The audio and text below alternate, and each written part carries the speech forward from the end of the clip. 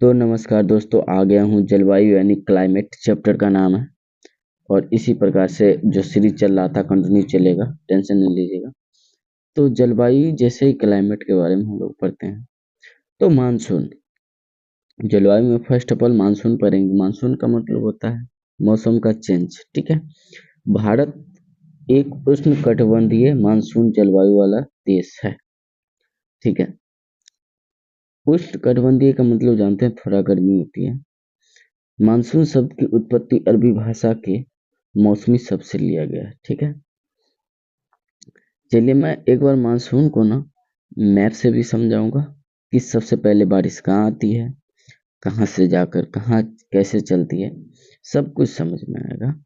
तो हम लोग वहाँ पे आएंगे। तो सबसे पहले यहाँ पे इस पॉइंट को डिस्कशन करेंगे। देखिए, जलवायु में भिन्नता, जलवायु में भिन्नता के कारण किसी भी स्थान की हो सकती है, ठीक है। अब जलवायु में कहीं देखते हैं गर्म, ठंडा, वर्षा कम, वर्षा ज़्यादा, कहीं बारिश होता ही नहीं। ये सब रीजन को समझते हैं। उसका एक ही रीजन होता है, समुद्र से उसकी दूरी कितनी है। चूंकि जलवायु आती है तो समुद्र की वजह से आती है, इसीलिए समुद्र से नापी जाती है। तो पहला पॉइंट समझ में आ गया कि समुद्र से वो कितना दूरी पे वो स्थान, ठीक है। अक्षांश की स्थिति क्या है, उस स्थान की ऊंचाई क्या है, पहाड़ों की स्थिति क्या है, वहाँ पर पहाड़ है या नहीं।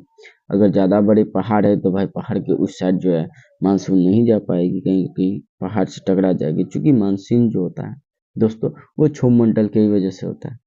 जितना आंधी तूफान बादल बारिश जो भी होता है, क्षोभ मंडल से ज़्यादा नहीं जा सकता। तो क्षोभ मंडल की जो ऊंचाई होती है दोस्तों, एक पहाड़ के बराबर होती है। अगर पहाड़ ज़्यादा ऊंची है तो पहाड़ के जो होगा विपरीत साइड, वहाँ बारिश नहीं हो पाती है। यही सब रीजन है।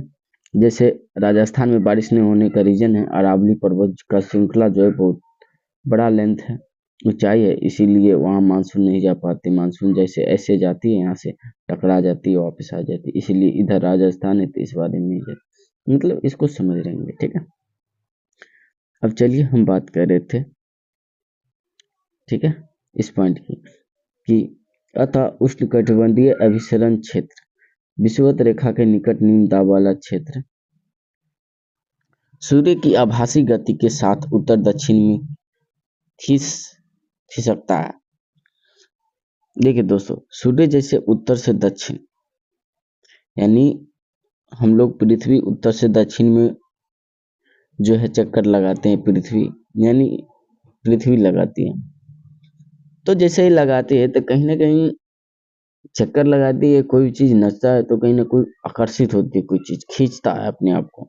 उसी प्रकार से हवा तूफान कुछ खींचता है पृथ्वी पे, लहर आती है, हवा आती है, तूफान आती है, बहुत सारी चीजें होती हैं।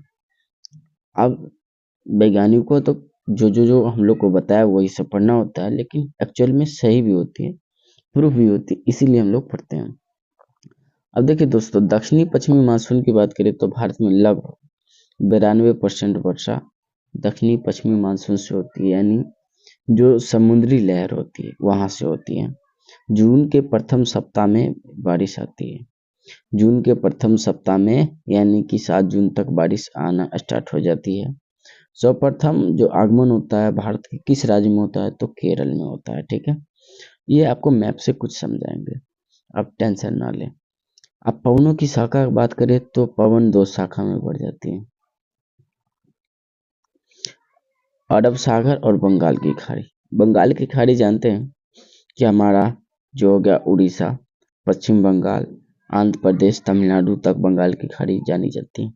तमिलनाडु से लेकर महाराष्ट्र गुजरात तक ये सब अरब सागर की खाड़ी से जाने जाते हैं, ठीक है। अब सूर्य का उत्तरायण, अक्षिष का उत्तर में खिसकना, ये भी कहीं ना कहीं रीजन होती है।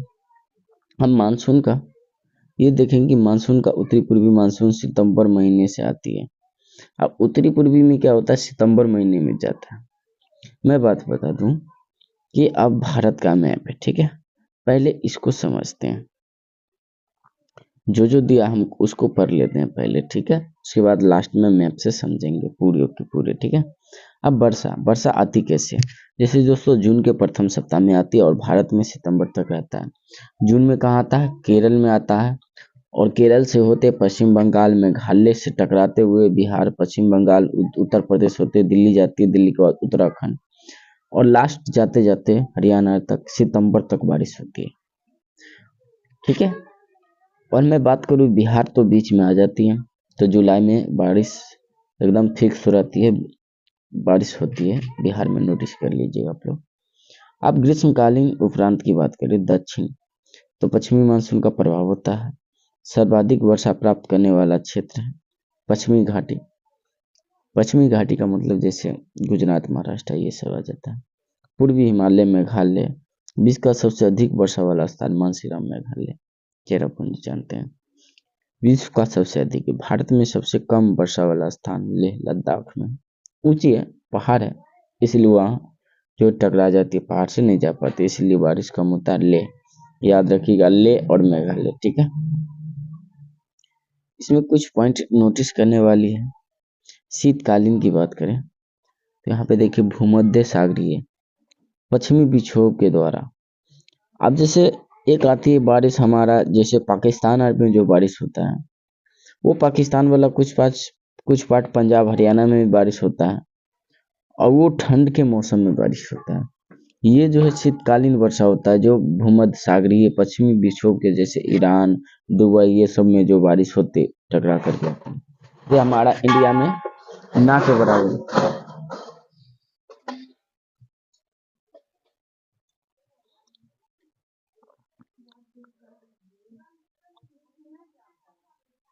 चलिए, तो मैं कुछ रुक गया हूँ तो यहाँ पे सॉरी।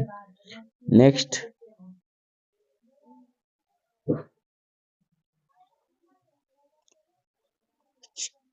तो चलिए दोस्तों, हम जिस पॉइंट की बात कर रहे थे यहाँ पे पॉइंट था, हाँ, शीतकालीन की बात करें तो शीतकालीन पहले आता कहाँ है, उत्तर पश्चिमी पंजाब में। भारत में अगर बात करें पंजाब, हरियाणा, दिल्ली, पश्चिम यूपी, पूर्व में आती है, और रबी फसल के टाइम में गेहूं में सहायक होती है। राजस्थान में इस वर्षा को मावट कहते हैं। ठीक है। मानसून प्रत्यापन यानी उत्तर पूर्वी मानसून की बात करें तो अक्टूबर नवंबर बंगाल की खाड़ी से जल वाष्प उठाती है। तमिलनाडु की कुल वर्षा का बात करें तो तमिलनाडु की कुल वर्षा का जो 50 से 60% होती है। तमिलनाडु में दक्षिणी आंध्र प्रदेश कोरोमंडल तट में होती है।